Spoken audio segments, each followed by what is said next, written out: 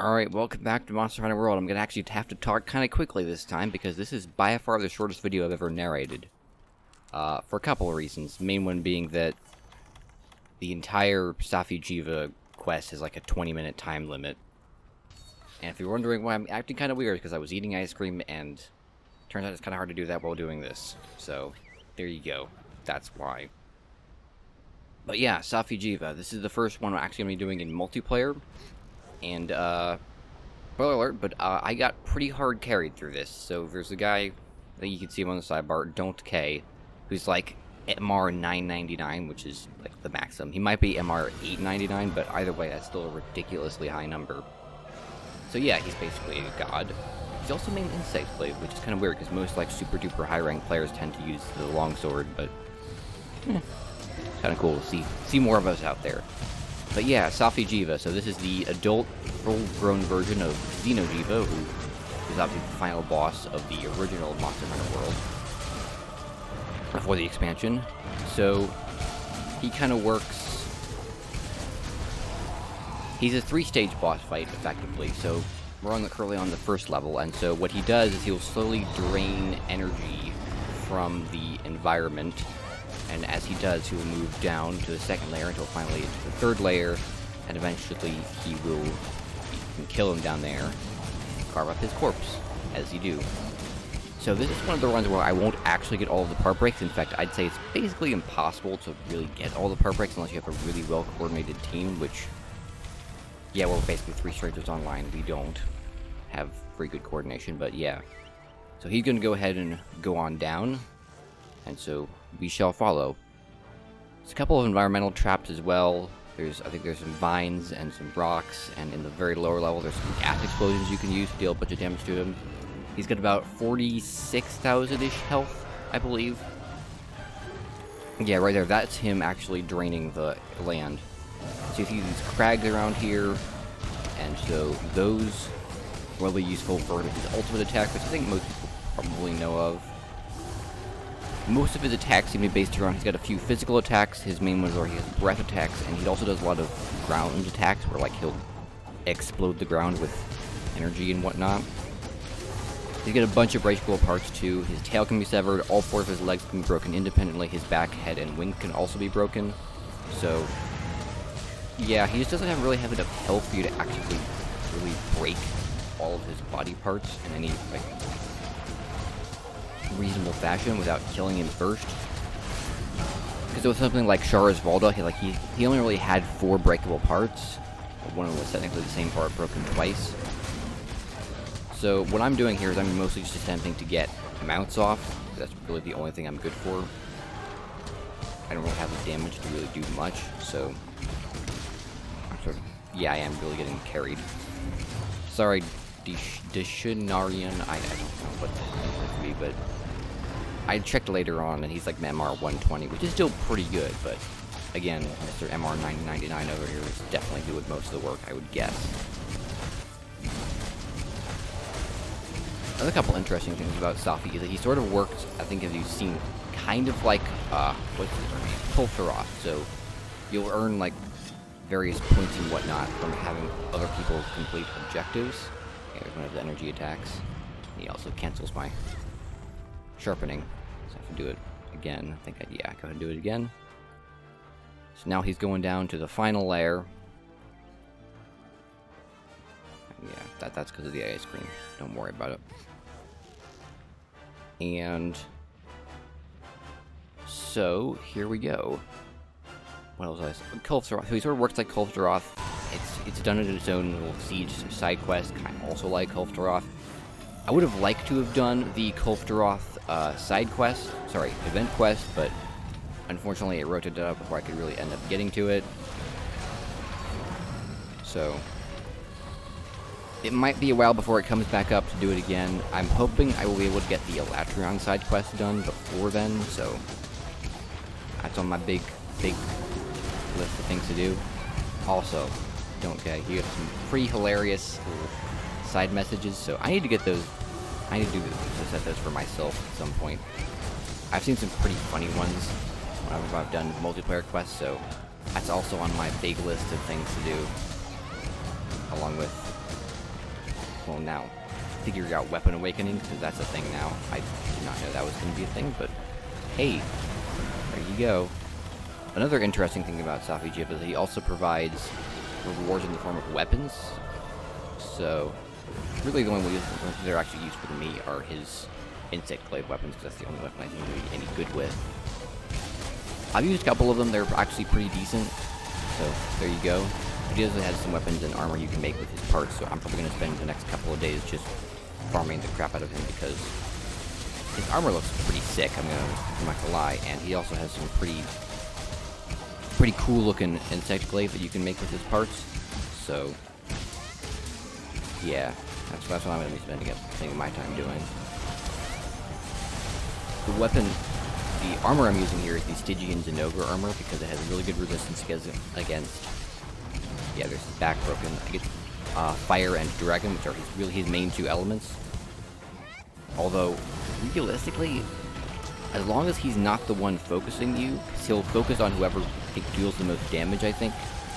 So as long as he's not focusing you, you really don't get hit all that much.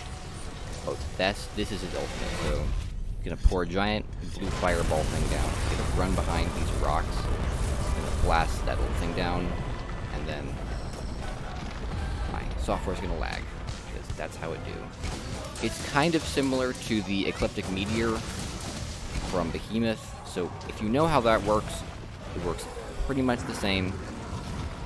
It has about the same cast time, although it is, I'd say, slightly easier to dodge, because you don't have to worry about the comets aren't summoned, but the things you stand behind are like the comets, the Behemoth summons, where you can just sort of have to get lucky and make sure he doesn't destroy them, and there's not in the right place, which they have been for me in the past.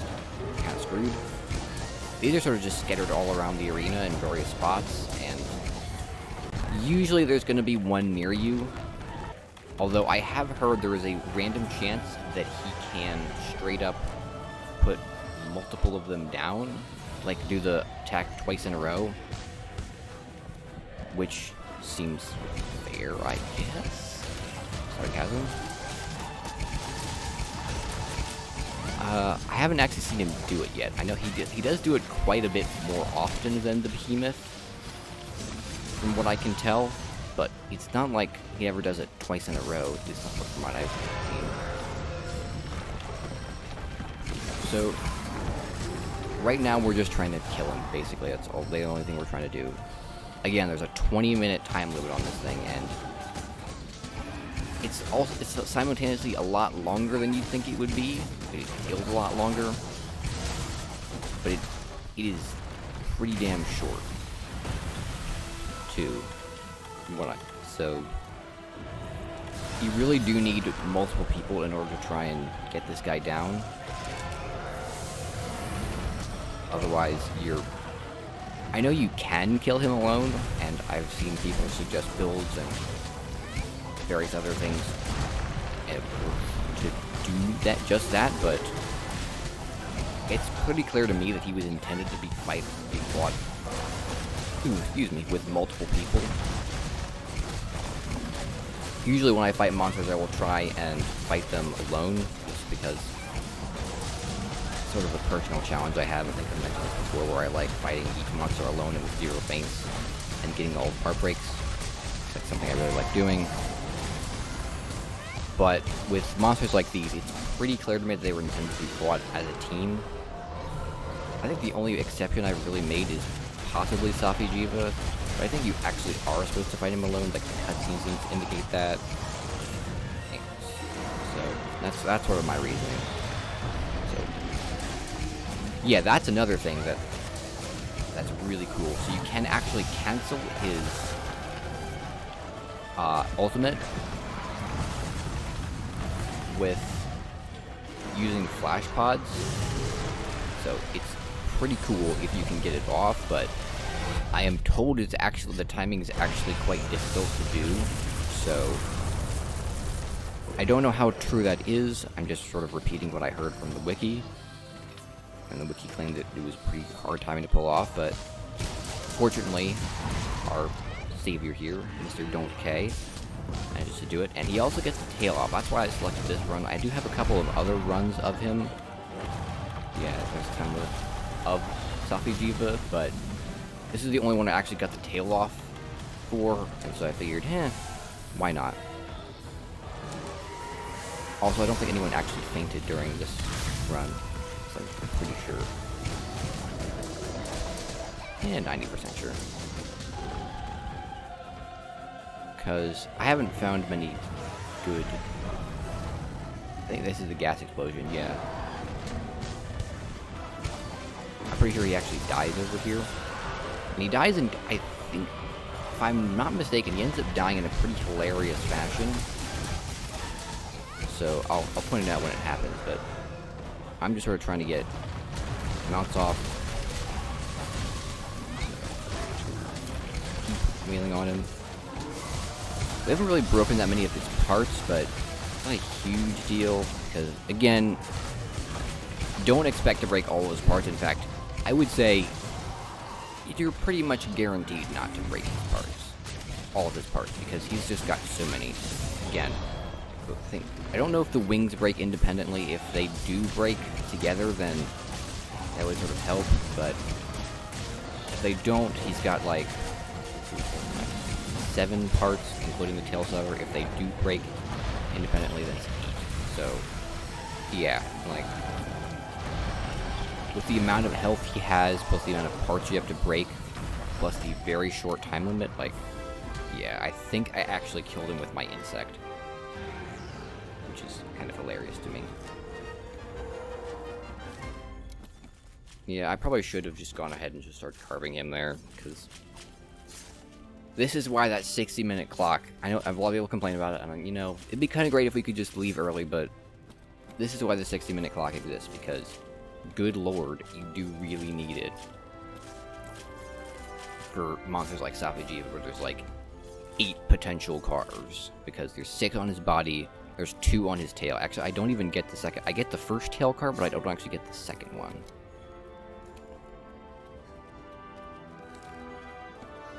So, yeah, you'll see me and Mr. Don't K hauling our little selves over here to this tail, carving it up.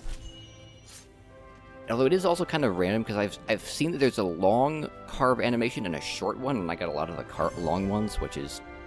it's mostly just bad luck, because, So what do I think of him? Again, he's like a lot of group monsters, it's like, He's a fun fight, I'd say. I do like doing this fight, because I think I just enjoy fighting giant monsters with a group of 4 players, or 3 in this case. He's a lot of fun, but I wouldn't say, like, he's particularly challenging. You do have to have, like, decent gear, because, you know, you don't want him just one-shotting you all the time. But it's not like... if you get a good group, he's not particularly challenging. Let's leave it at that. Alright, so then you have to go here to actually get your reward. So you get a bunch of these things. I really need to look into Awakening just to see how it all works. And then, yeah, I didn't actually understand how, like, the taking weapons worked, so you'll see me do something pretty stupid. I just end up missing the 2 insect glaives. Turns out you can only take 4. I don't know why that is, because I remember I think with Call of Taroth you can take as many as you want. Oh, end of the video. Well, I'll see you next time. Goodbye.